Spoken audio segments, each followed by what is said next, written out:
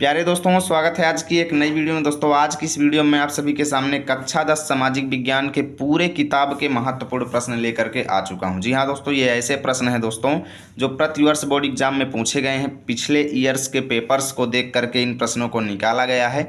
और ये बात मेरी मान लो कि अगर इतने प्रश्न आप पढ़ लेते हो ना बचे हुए समय में, तो सामाजिक विज्ञान में आपको 70 में 70 लाने में से कोई नहीं रोक सकता, कोई नहीं रोक सकता। ये मैं गारंटी के साथ कह सकता हूँ, क्योंकि जितने प्रश्न मैंने इस वीडियो में लिए हैं, आप कोई भी पेपर उठा करके देख लीजिएगा, सामाजिक विज्ञान का हर एक प्रश्न आपको वहाँ पे मिलेगा। देखिए, आपको मैं बता दूं दोस्तों, बचे हुए समय में जो भी आपके पास 3 से 4 महीने टाइम बचा हुआ है, उसमें आपको क्या करना है, पर डे एक क्वेश्चन पढ़ना है। देखिए, मैं बता दूं इस वीडियो में कितने क्वेश्चन लिया हूं। तो टोटल दोस्तों मैंने क्वेश्चन लिए हैं 115। कितने? 115, जो पिछले ईयर्स पूछे गए हैं सभी महत्वपूर्ण प्रश्न जो प्रतिवर्ष पूछे जाते हैं, ऐसे प्रश्न मैंने लिए हैं। और आपके पास लगभग टाइम बचता है वही 100 से 120 दिन का। ठीक है, तो आपको क्या करना है, पर डे एक क्वेश्चन तैयार करते जाना है। देखिए, आप अपने हिसाब से पढ़ रहे हैं, साल भर पढ़े हैं, जो कुछ भी पढ़े हैं अब मैं नहीं जानता, ठीक। लेकिन अब बचे हुए 3 से 4 महीने में आप मेरे हिसाब से पढ़ लीजिए। जी हाँ दोस्तों, आप मेरे हिसाब से पढ़ लीजिए। गारंटी के साथ कहता हूँ, सामाजिक विज्ञान में 70 में 70 लाने से कोई नहीं रोक सकता। साल भर आप अपने हिसाब से पढ़े हैं, ठीक है। अब एक दो महीने मेरे हिसाब से पढ़ो। देखो, 100 से 120 दिन का आपके पास टाइम बचा है। आपको करना क्या है दोस्तों, पर डे एक क्वेश्चन तैयार करना है, जो क्वेश्चन मैं यहाँ पे बताया हूँ। आपको कैसे तैयार करना है वो मैं लास्ट में बताऊँगा। इसका सॉल्यूशन आपको कहाँ पर मिलेगा ये भी मैं आपको अंतिम में बताऊँगा। चलिए शुरू करते हैं। पहले एक एक प्रश्न को देखते हैं कि कौन कौन से प्रश्न आपके लिए इम्पॉर्टेंट है। देखिए, पहला प्रश्न है, 18वीं शताब्दी के अंत में भारत से कपड़ा निर्यात में गिरावट क्यों आई?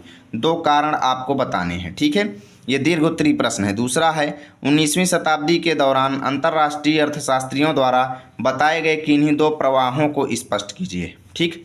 अब देखते हैं तीसरा प्रश्न क्या है, भारत में राजनीतिक क्षमता के विकेंद्रीकरण के पीछे क्या मूल सोच थी? अगला प्रश्न है, भारत में केंद्र और राज्यों के बीच सत्ता के बंटवारे की किन्हीं 2 विशेषताओं का आपको उल्लेख करना है, ठीक। देखते हैं पांचवा प्रश्न है, एक संसाधन के रूप में मिट्टी के महत्व का उल्लेख कीजिए तथा भारत में पाई जाने वाली किन्हीं 3 प्रकार की मिट्टियों का वर्णन कीजिए। अभी तक मैंने जितने प्रश्न बताए हैं ये सब 4 से 6 के बीच वाले प्रश्न हैं। सब प्रश्न 4 अंक से 6 अंक आपको दिलाएंगे एग्जाम में, ठीक है। पहले क्वेश्चन देखिए, फिर कैसे पढ़ना है मैं आपको अंतिम में बताऊंगा। देखिए, अभ्रक की उपयोगिता बताइए एवं भारत में इसके किन्हीं 2 उत्पादक राज्यों का भी उल्लेख कीजिए, ठीक है। 7वां प्रश्न है, राष्ट्रीय आय तथा प्रति व्यक्ति आय में विभेद कीजिए। देशों की स्थिति की तुलना के लिए इनमें से कौन सी विधि बेहतर है, ठीक है। 8वां प्रश्न है, विदेशी व्यापार से आप क्या समझते हैं?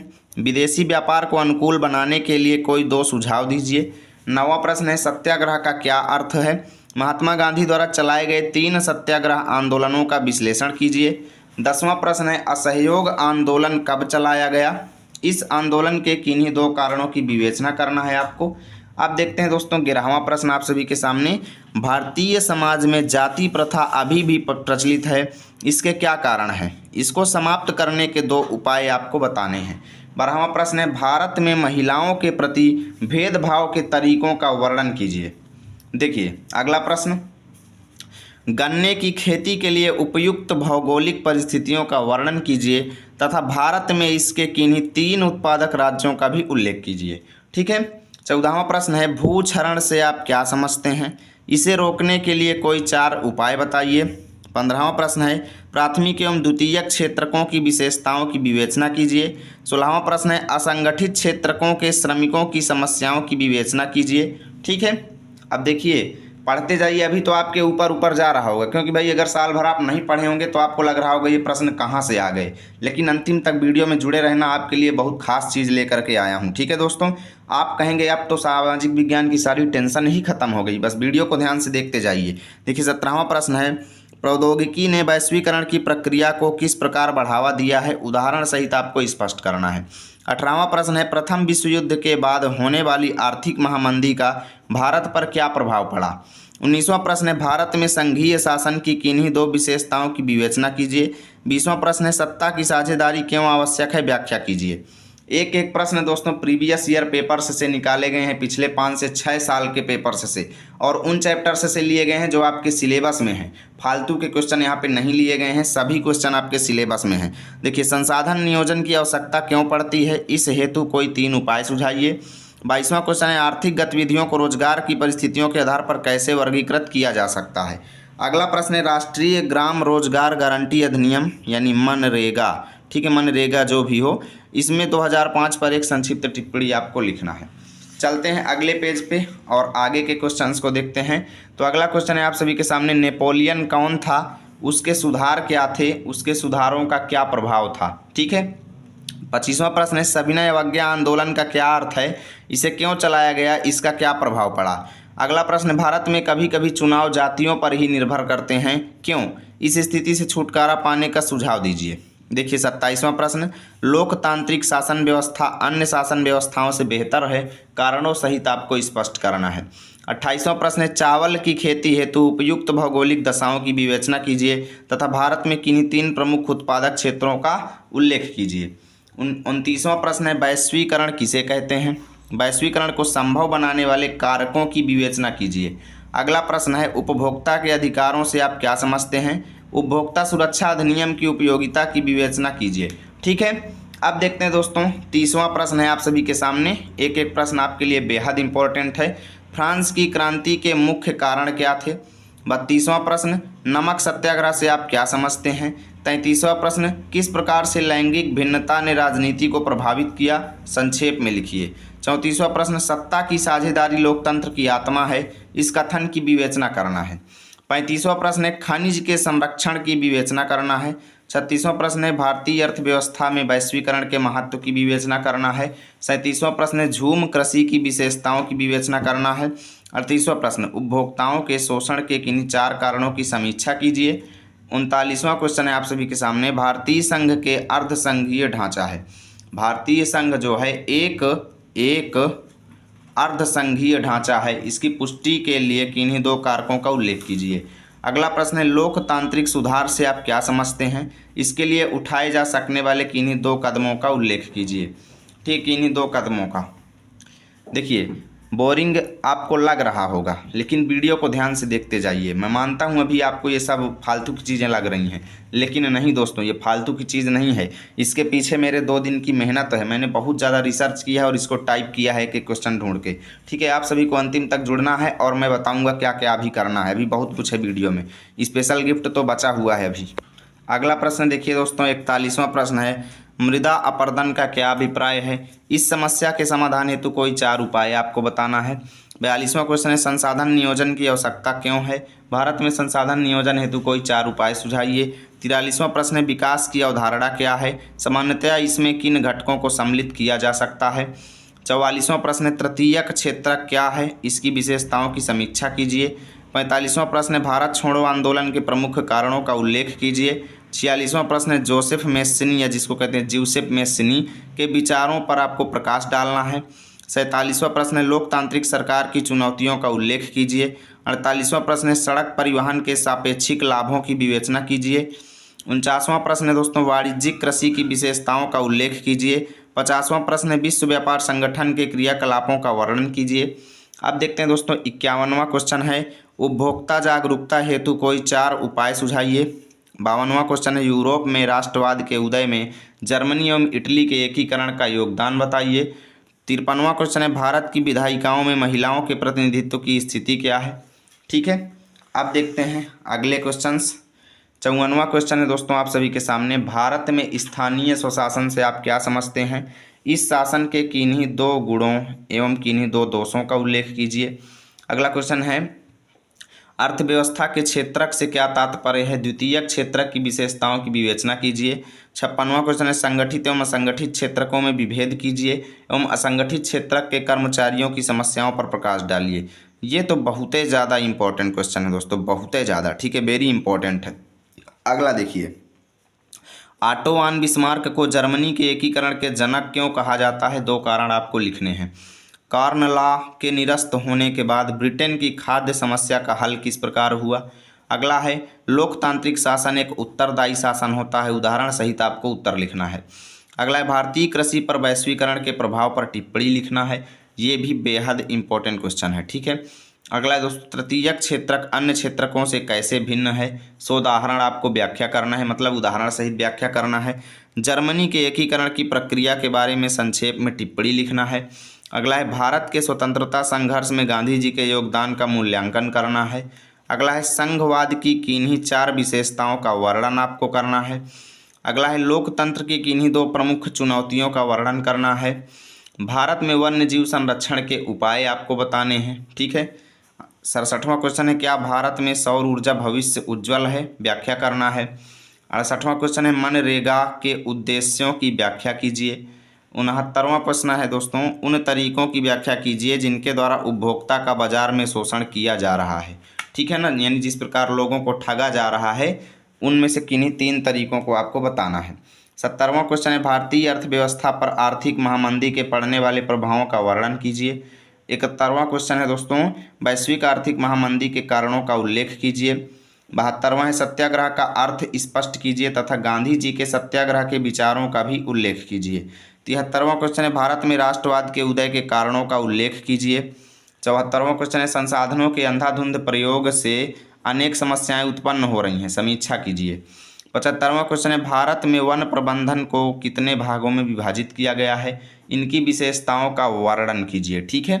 76वां क्वेश्चन है दोस्तों, आर्थिक गतिविधि से आप क्या समझते हैं। आर्थिक गतिविधियों का वर्गीकरण प्रस्तुत कीजिए, ठीक। 77वां क्वेश्चन, उपभोक्ता के कुल कितने अधिकार होते हैं, सभी अधिकारों के नामों का उल्लेख करना है। देखिए 78वां क्वेश्चन, लोकतंत्र के समक्ष क्या क्या चुनौतियां हैं। भारतीय लोकतंत्र की 2 प्रमुख चुनौतियों का वर्णन करना है, ठीक है। 80 क्वेश्चन है, इटली का एकीकरण कैसे हुआ, जर्मनी का एकीकरण कैसे हुए। दोनों क्वेश्चन रिपीट हो चुके हैं, 2 बार आ चुके हैं। अगला प्रश्न है, मृदा अपरदन क्या है। भारत में प्रचलित मृदा अपरदन के प्रमुख कारकों का उल्लेख कीजिएगा। अगला है, अलौह खनिज किन्हें कहा जाता है। अलौह खनिज में किन किन खनिजों को शामिल किया गया है। अगला है दोस्तों, मानव विकास सूचकांक को परिभाषित कीजिए। मानव विकास के घटकों का वर्णन कीजिए। ये हो गए आपके 84 क्वेश्चन। चलते हैं लास्ट पेज पे और कुछ बचे हुए क्वेश्चंस को भी देखते हैं। एक एक क्वेश्चन आपके लिए बहुत ज़्यादा खास है दोस्तों, और मैं ये तो कहता हूँ कि अगर इतने क्वेश्चन आपके तैयार हो गए ना, तो सोशल साइंस का सारा टेंशन आप ख़त्म कर सकते हैं। लेकिन बात तो यही है ना, तैयार कैसे होंगे, और तैयार होंगे मैं अंतिम में आपको ऐसा तरीका बताऊंगा कि आप तैयार कर पाएंगे। देखिए, भारतीय अर्थव्यवस्था में अधिक रोजगार विकसित करने के माध्यमों को स्पष्ट कीजिए। अगला है, भारत की आर्थिक और राजनीतिक स्थिति पर प्रथम विश्व युद्ध के प्रभावों का विश्लेषण कीजिए। अगला है, राजनीतिक दलों के 4 महत्वपूर्ण कार्यों का उल्लेख कीजिए। अगला प्रश्न है, लोकतंत्र सभी आर्थिक, सामाजिक और राजनीतिक समस्याओं का समाधान करता है। इस कथन की तर्कों सहित आपको पुष्टि करना है। देखिए 89 क्वेश्चन, विश्व व्यापार संगठन के क्रियाकलापों का वर्णन कीजिए। 90 क्वेश्चन, G77 से आप क्या समझते हैं, ठीक। 91 क्वेश्चन है, भारत में रेल परिवहन के विकास पर प्रकाश डालिए। 92 क्वेश्चन है दोस्तों, चतुर्थक क्षेत्रक अन्य क्षेत्रकों से कैसे अलग है, 2 उदाहरण सहित इसकी व्याख्या करना है। 93 क्वेश्चन है, सत्याग्रह का क्या अभिप्राय है। सत्याग्रह के संबंध में महात्मा गांधी के क्या विचार थे, 2 बार ये भी आ चुका है। 94 क्वेश्चन है, भारत एक पंथ निरपेक्ष देश है, किन्हीं 3 प्रावधानों के आधार पर स्पष्ट करना है। 95 क्वेश्चन है, भारतीय वनों के आर्थिक महत्व को स्पष्ट कीजिए। अगला क्वेश्चन है, भारत में खनिज तेल के उत्पादन एवं वितरण का वर्णन कीजिए। अगला क्वेश्चन है, आर्थिक विकास में ऋण की क्या भूमिका है, विश्लेषण कीजिए। 98 क्वेश्चन है, भारत में उपभोक्ता आंदोलन का परिचय दीजिए।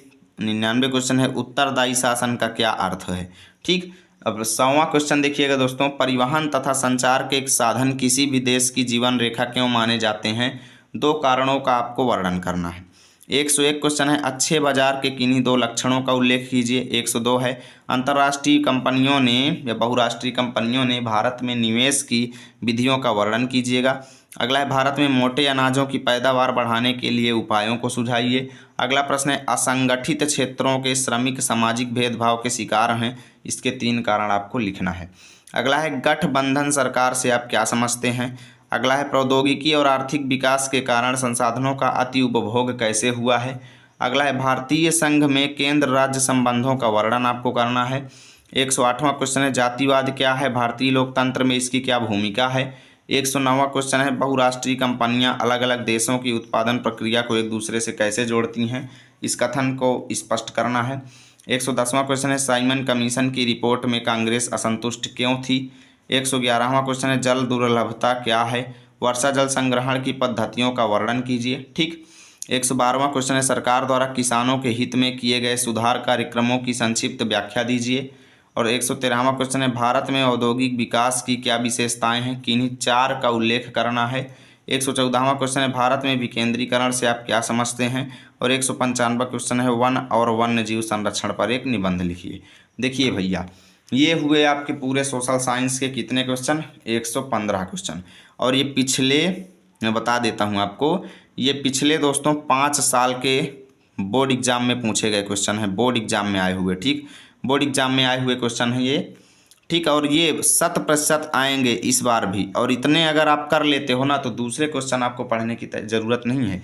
अब बात आती भैया इसको हम तैयार कैसे करेंगे। देखो, इन प्रश्नों को तैयार करने के लिए आपको सीधा जाना है यूट्यूब पे। कहाँ जाना है, यूट्यूब पे। पहली बात, इस वीडियो को ज़्यादा से ज़्यादा आप अगर लाइक करते हैं तो ये प्रश्न मैं पर डे आपको क्या करूँगा, पढ़ा दूंगा पर डे। देखिए कितने प्रश्न हैं आपके, 115।